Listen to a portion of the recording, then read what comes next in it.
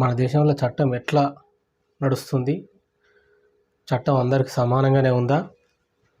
లేదంటే చట్టం కొందరికి చుట్టమైందా? చట్టంలో ఉన్న లొసుగులను వాడుకొని అసలు దాని లక్ష్యం నెరవేరకుండా చేస్తున్నారా? అర్థం చేసుకుందాం. ఎగ్జాంపుల్కి దిశ ఎన్కౌంటర్.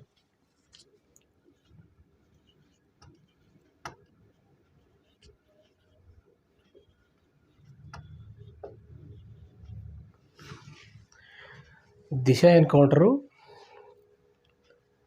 ఖచ్చితంగా ఎవరైతే ఇందులో తప్పు చేసిరో ఆ దిశని అంత దారుణంగా అత్యాచారం చేసి హత్య చేసినారో 100కు 100% వాళ్ళకి శిక్ష పడాల్సిందే.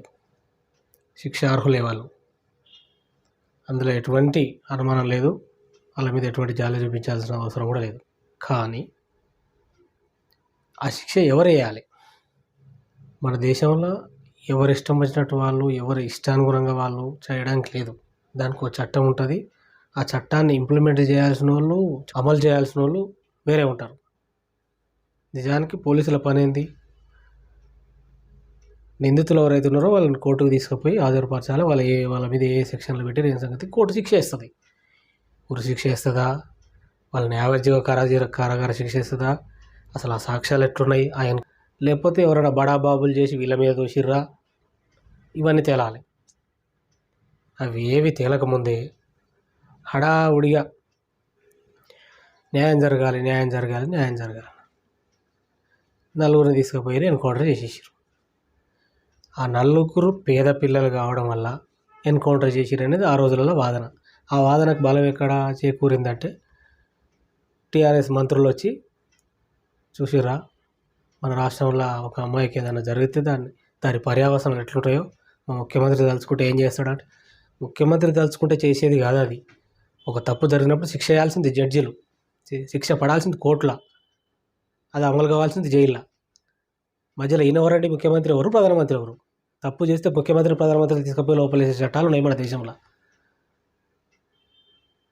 అంటే ఒక ఓటు బ్యాంకు హత్యలు చేస్తున్నారా? ఓటు బ్యాంకు హత్యలు అవి అనుమానం వస్తుంది. 100% ఓటు బ్యాంకు హత్యలే ఇవి కంపల్సరీ. తమ ఓటు బ్యాంకును కాపాడు కోసం ఆ రోజు సరే జరిగిన అమ్మాయి పెద్ద కులం అమ్మాయి కాబట్టి ఈ ఉన్నోళ్ళు కూడా పేదలు, లాయర్లా పెట్టుకోలేరు, సాక్ష్యాలను తారుమారు చేయలేరు. సరే వాళ్ళు చేస్తే ఖచ్చితంగా శిక్ష పడాల్సిందే. వాడు ఎవడైనా సరే, అది దారుణం. ఒక అమ్మాయిని అట్లా చేయడం అనేది దారుణం. శిక్ష పడి తీరాల్సిందే. కానీ శిక్ష వేయాల్సింది ఎవరు? మనం అందరం డిమాండ్ చేయాల్సింది కోర్టు ద్వారా శిక్ష పడాలని. తీసుకుపోయి ఆయన ఎవరో ముఖ్యమంత్రి ఆర్డర్ చేస్తే ఈయన తీసుకుపోయి కమిషనర్ తీసుకుపోయి సజ్జనార్ ఎన్కౌంటర్ చేసేసిండు. అసలు ఆ ఎన్కౌంటర్ సజ్జనార్కి అధికారం కూడా ఇచ్చిండు, ఈ ముఖ్యమంత్రికి కూడా అధికారం ఇచ్చిండు. రేపనాడు ఓటు బ్యాంక్ కోసం ఇంకోటి చేయమంటారు, ముఖ్యమంత్రి చేయమంటాడు, కమిషనర్ కాల్చి చంపుతాడు. జైలు కొడదామా? ఇదా జరగాల్సిన చట్టబద్ధ పాలన మన దేశంలో? ఈ రాష్ట్రంలో ఉన్న యువత అంతా క్యాండిల్ ర్యాలీలు తీసిరు దిశకు అనుకూలంగా. మంచిది. ఖచ్చితంగా ఏ ఆడపిల్ల తండ్రికి తల్లికి ఇటువంటి బాధ రాకూడదు. కానీ ఆ నలుగురు లారీ క్లీనర్లు చదువుకోలేదు, కడు పేదరికం, ఇది గమనించిర్రా? ఈ దేశ యువత అంతా క్యాండిల్ ర్యాలీలు తీసిన యువత అంతా దానికోసం కూడా ర్యాలీలు తీయాలి. మన పక్కలే ఉంది. అంత పేదరికం ఉంది, అంత చదువు రాని వాళ్ళు ఉన్నారు. ఈ దేశ బాధ్యత కాదా వీళ్ళని కాపాడాల్సింది? వీళ్ళకి చదువు చెప్పాల్సింది, వీళ్ళ అనారోగ్యం తీసేయాల్సింది, వీళ్ళకి ఎడ్యుకేట్ చేయాల్సింది కాదా? మన ఇంటి పక్కలే చెత్త ఎంత ఉన్నా పర్వాలేదు, మన ఇంట్లో మాత్రం శుభ్రంగా ఉండాలి. మన ఇల్లుతో పాటు మన ఇంటి పక్కల కూడా శుభ్రంగా ఉండాలి. అది ఉన్నప్పుడే సమాజం ఇటువంటివి జరగవు, దిశ ఎన్కౌంటర్ లాంటివి జరగవు. ఆ రోజు దిశ కోసం క్యాండిల్ ర్యాలీ తీసిన యువతనే ఇంత పేదరికం ఎందుకున్నది ఈ దేశంలో? చదువుకోకుండా లారీ క్లీనర్గా పోయి వాళ్ళకి అవగాహన లేదు సమాజం పట్ల. అసలు ఇటువంటి దాంట్లో ఇరుక్కుంటే మనం ఎంతవరకు పోతుంది? మన ప్రాణాలు పోయే వరకు పోతుంది. జైల్లో పోయి యావజ్జీవ జీవితకాలం జైలు శిక్ష అనుభవించాల్సి వస్తుంది. ఫ్యామిలీ సఫర్ అవుతుంది అన్న జ్ఞానం వాళ్ళకి లేదు. బికాజ్ ఆఫ్ పేదరికం, చదువు లేదు. అవి సమాజం బాధ్యత కాదా? దిశ సంఘటన జరగగానే అందరూ లేచి పడినారు. 10th క్లాస్ కూడా చదవలేదు ఆ పిల్లల వాళ్ళ భార్య. మరి బాల్య వివాహం జరిగిపోయింది. అది సమాజం బాధ్యత కాదా? తప్పు కాదా? దీని గురించి ఎందుకు ప్రశ్నిస్తారు? మన ఇంటికి సమస్య వచ్చినప్పుడు స్పందిస్తాం. పక్కింట్లో ఏమైనా పర్లేదు, వాడు ఎంత పేదరికంలో ఉన్నా ఇబ్బంది లేదు, వాడు చచ్చినా పర్వాలేదు, వాడికి చదువు రాకపోయినా పర్వాలేదు, వాడికి సమాజం పట్ల ఈ ఎదుటి వ్యక్తి పట్ల గౌరవ మర్యాదలు ఎట్లున్నాయో అవన్నీ అనవసరం. ఒక సంఘటన జరిగింది, కాల్చి చంపేయండి. అదే అయేషా మీరా హత్య కేసులు ఎందుకు జరగలేదు ఇట్లా? అదే ప్రత్యూష కేసులు ఎందుకు జరగలేదు?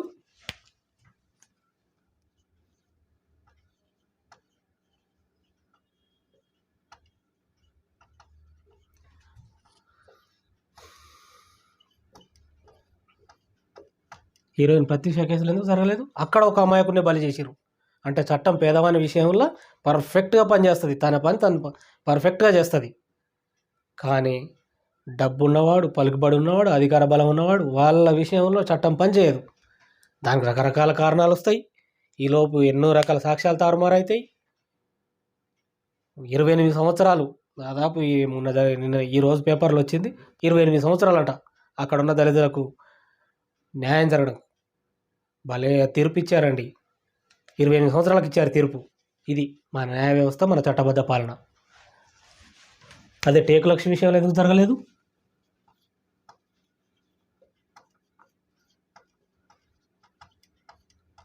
ఇక్కడ జరిగిన న్యాయమే ఈ ముగ్గురు విషయంలో కూడా జరగాలి కదా. క్యాండిల్ ర్యాలీ తీసిన యువత ఎటు పోయిర్రు? అంటే దిశ వరకే పరిమితమా మీరు? మిగతా వాళ్ళు వీళ్ళు దేశ పౌరులు కాదు, వీళ్ళు గారా? తీయాలి కదా వీళ్ళ విషయంలో కూడా క్యాండిల్ ర్యాలీలు తీయాలి. దేశంలో ఏం జరుగుతుందో అర్థం చేసుకోండి. యువత క్యాండిల్ ర్యాలీలు ఒక వర్గం విషయంలో ఒక విధంగా, చట్టం ఉన్నోని విషయంలో ఒక విధంగా, లేని విషయంలో పనిచేయద్దు. చట్టబద్ధ పాలన అంటే మన ఉత్తరప్రదేశ్ చీఫ్ మినిస్టర్ యోగి ఆదిత్యనాథ్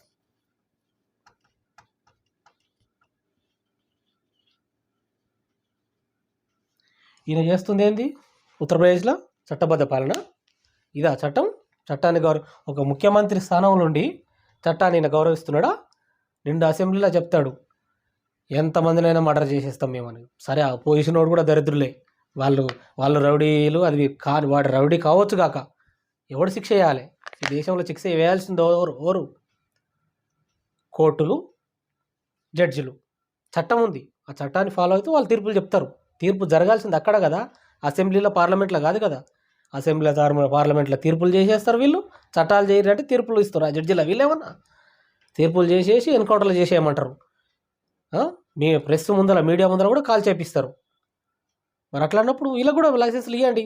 నక్సలైట్లకు కూడా, నక్సలైట్లు ఏం పాపం చేసారు? వాళ్ళు కూడా న్యాయమే చేస్తున్నారు కదా.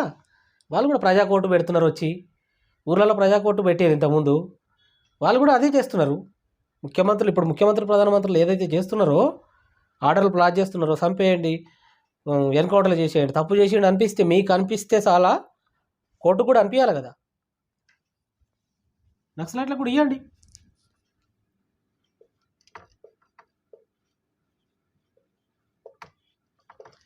నక్సలైట్లు ఎందుకు ఎన్కౌంటర్లు చేస్తారు? మరి ఈరోజు అదే జరిగింది ఛత్తీస్గఢ్లో.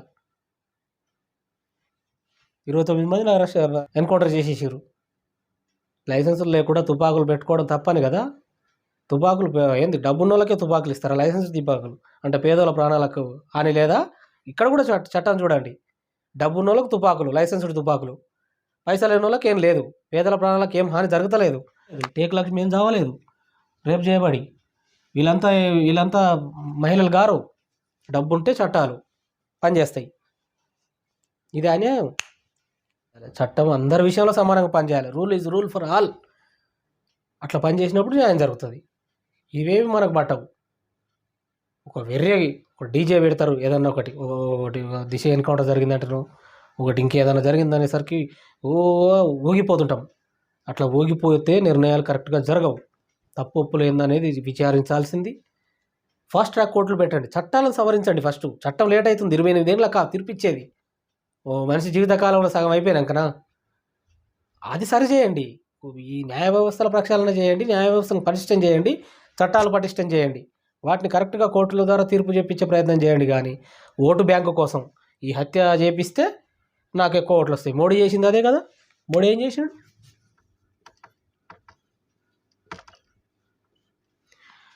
గుజరాత్లో 1 సంవత్సరంలో ఎట్లా అధికారంలో రావాలి? భూకంపం వచ్చి అప్పటికే రాష్ట్రం మొత్తం దివాలా తీసి ఉంది. ప్రజలు చాలా బాధతో ఉన్నారు. అటువంటి పరిస్థితుల్లో కూడా ఒక మతం అనే ఒక డీజే పెట్టాడా, మతం అనే ఒక పిచ్చి లేపి ఎంత దారుణం. గుజరాత్లో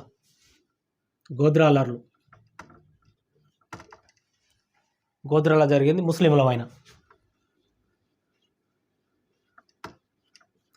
గోధ్రాలను ఎవరు ముస్లింల పైన, మొన్న మణిపూర్లో క్రిస్టియన్ల పైన.